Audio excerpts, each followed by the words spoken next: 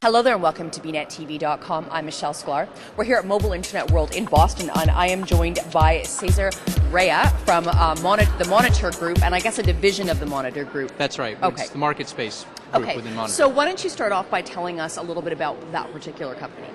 The simple version is we're the new media arm of the marketing growth strategy practice at Monitor Group. So we work with advertisers and media companies to help them figure out how to place their bets on this big roulette table we have today. So are you looking at sort of the back-end technology end of things, or are you looking at sort of the user interface thing? Where or are you helping them on all accounts? We work actually at a higher level in the stack, if you will. The questions we help clients answer relate around what channels are customers really using to help them make decisions as they move through a buying process these days? How do they use those channels? Where do they have problems? Why do they drop out? What kinds of things can you do to fix those problems? Okay, so can you walk us through maybe some of the specifics or answers you're getting from clients, and kind of so our viewers can get a better idea of exactly how you're going to problem solve, if you will? Yeah, absolutely.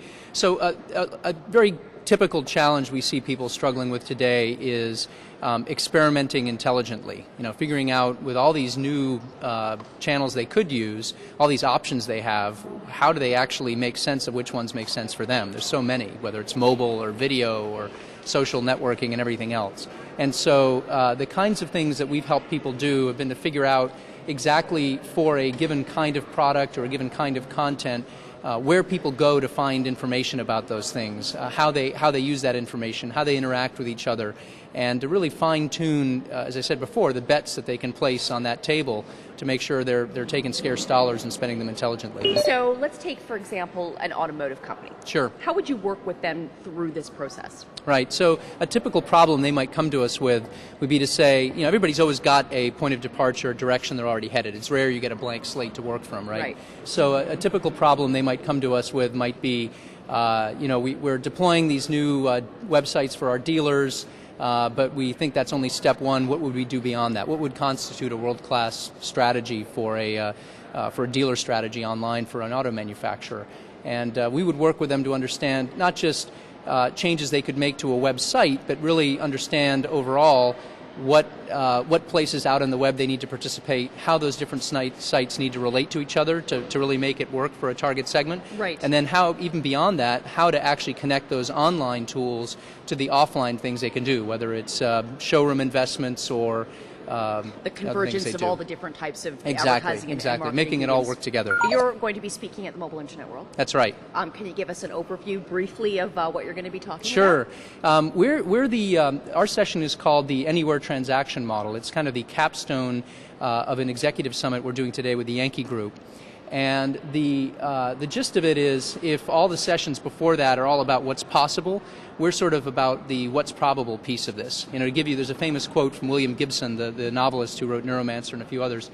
He says, "The future's already here. It's just not evenly distributed yet." Right? And I love that quote because it's really all about figuring out where the future is going to appear, what pieces need to be in place for it to actually work, and so that's what we're going to explore in the session.